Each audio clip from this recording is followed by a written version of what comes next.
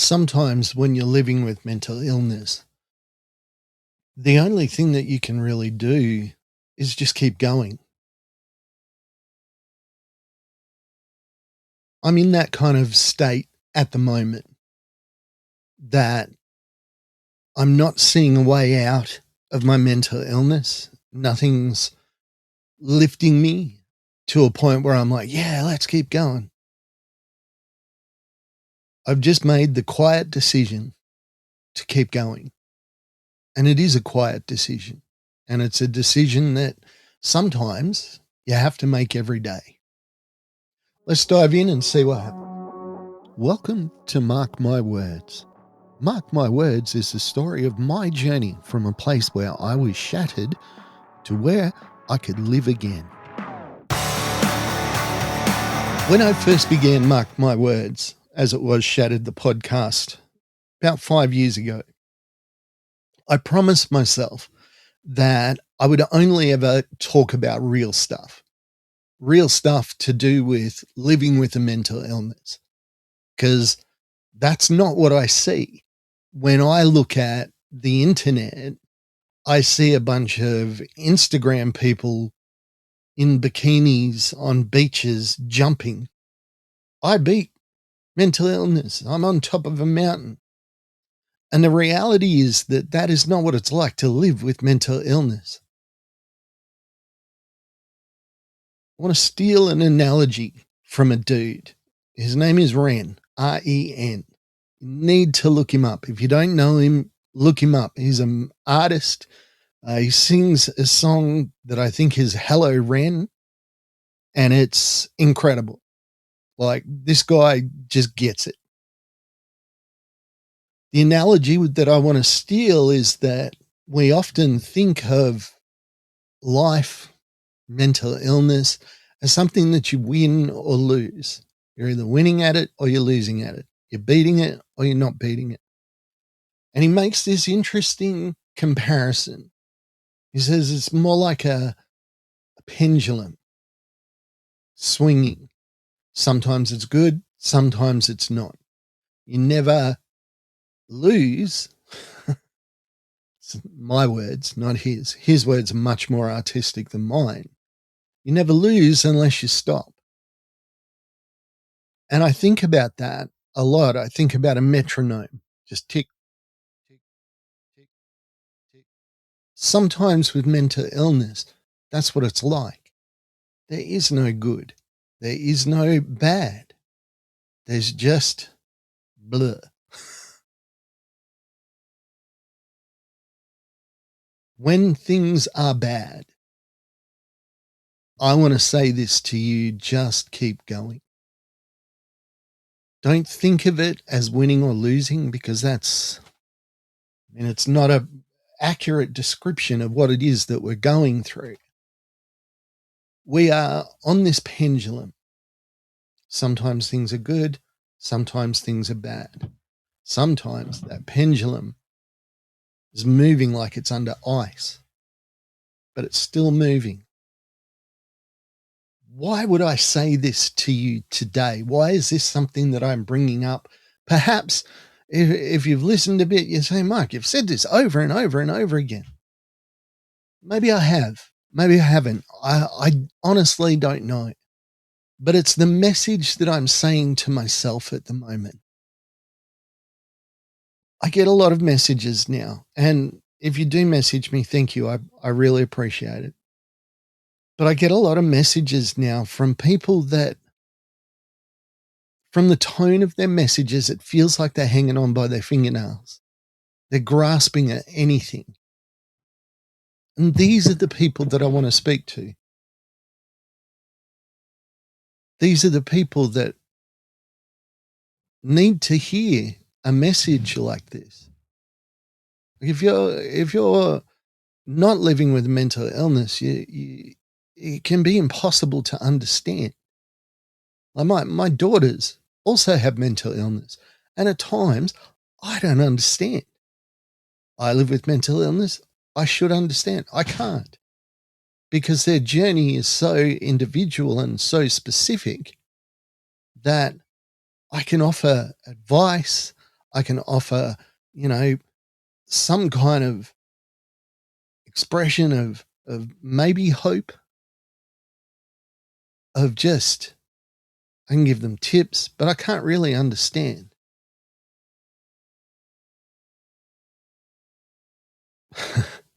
Strangely enough, I've been thinking about the little engine that could.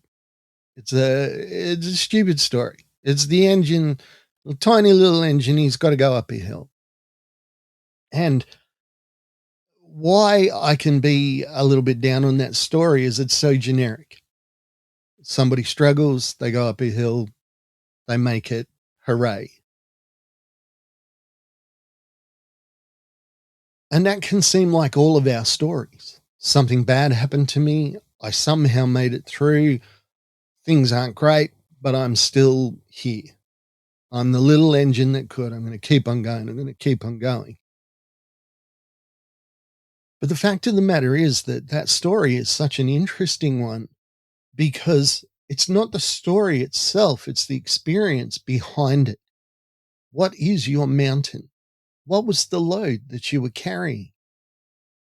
Why was it such an obstacle? Why was it something that became your story?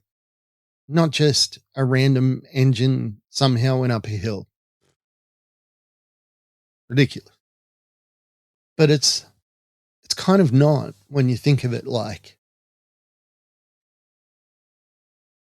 why was it so hard to think that I could make it up that hill? What was going on? What was the experience? What was the thought process? And it's different for everyone.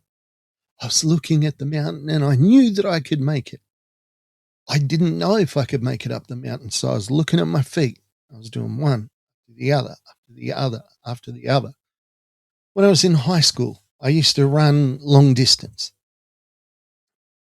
but I hated every second of it. I hated running long distance. So I would set myself short-term goals, and it would be, there is a lamppost up there. I'm just going to make it to that lamppost. Then I'm going to make it to the next lamppost. Then I'm going to make it to the next lamppost. And that's how I got through a long race, which to me was incredibly boring. I hated it. But setting these little goals, these little things, can be the way that you can just make it through. But let's talk about the middle part of that story just for a moment, the little engine that could. When he's going up the hill, or she, or they, whatever your preference is, I don't care. If he's going up the hill, at what point does he decide that I'm just going to keep going? Because it would be so easy. And I know it can be easy to give up, to stop, to say, you know what, this hill is not worth climbing. But when it comes to us with mental health issues, the stakes are so much higher.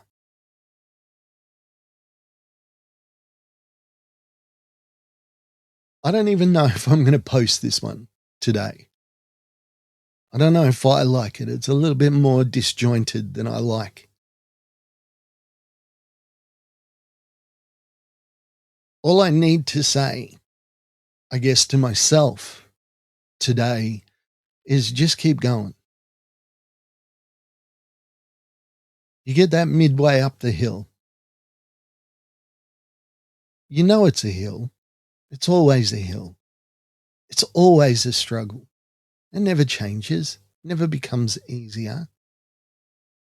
But at what point do we just say, you know what? One foot in front of the other. I'm going to keep moving forward. I'm going to keep trying.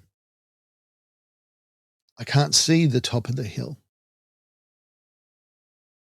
All I can see is the steepness of the incline. All I can see is how hard it is. I don't know how you're going to do that today. Is it finding patience? Is it determination? Is it getting angry?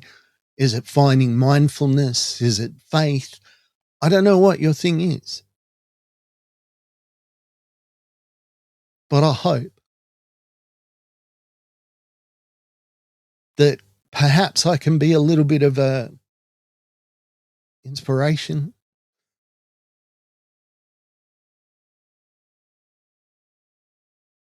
maybe a motivation. I don't know what I can be for you today,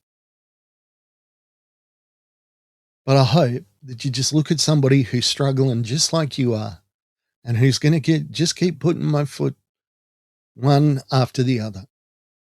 You will never know the struggle that I had in doing a podcast today. Promised myself years ago I would do this every week without fail. And for the most part, I have. Today was one of the hardest struggles I've had to do this because I'm I'm in that place. I'm going up the hill. I don't think I'm going to make it. I don't know that I can make it, is probably a better way to say that.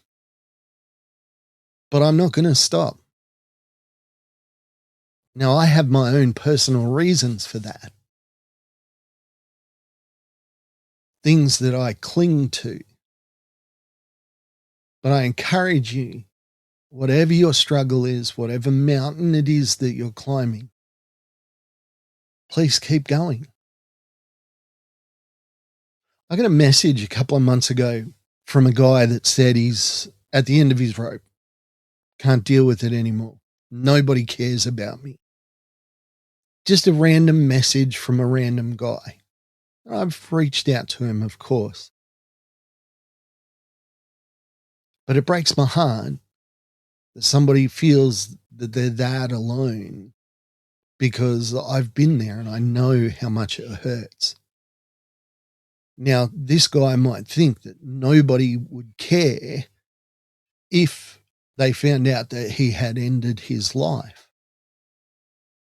I'm not a crier. I'm not a person that breaks down in tears, but I'm afraid that I would weep for him. He's just a random name on my, I don't know, Instagram or something. And yet, because I know that he or she or they or whatever are struggling and they are contemplating ending things, it affects me because they've reached out and I'm a random nobody. Who is it around you that would be affected if you were to end things? This is not to make you feel guilty or angry or mad at me for bringing it up. This is me just throwing out any kind of straws that I can think of to help you get up that next part of the incline, to climb up that next part of the hill.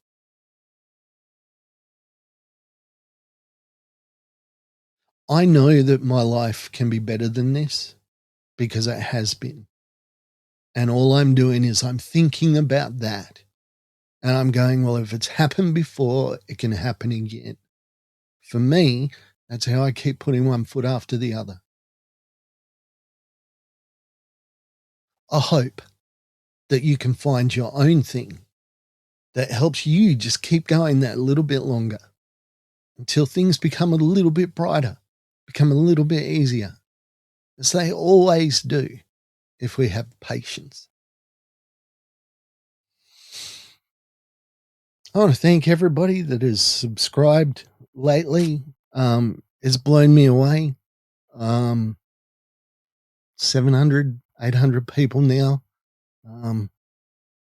Reach out if you like. If you want to tell your story, let me know. Let me know in plain language as well.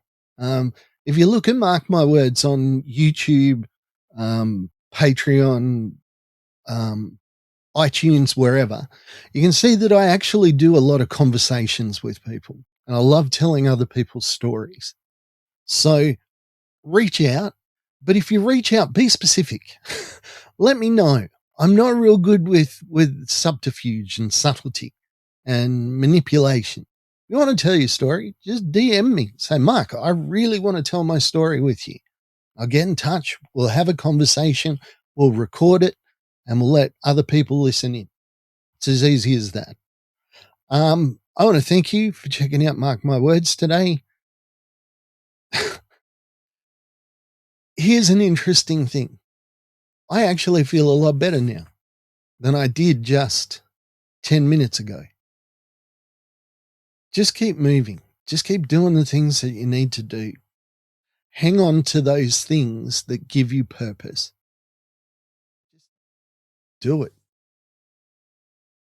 Don't listen to the darkness.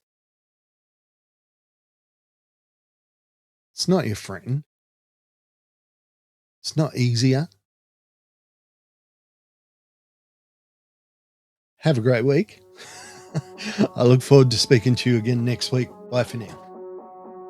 Thank you for listening to Mark My Words. I'd like to thank my producer, Meredith Brosnan, and also Torian, Kevin, and Lorraine.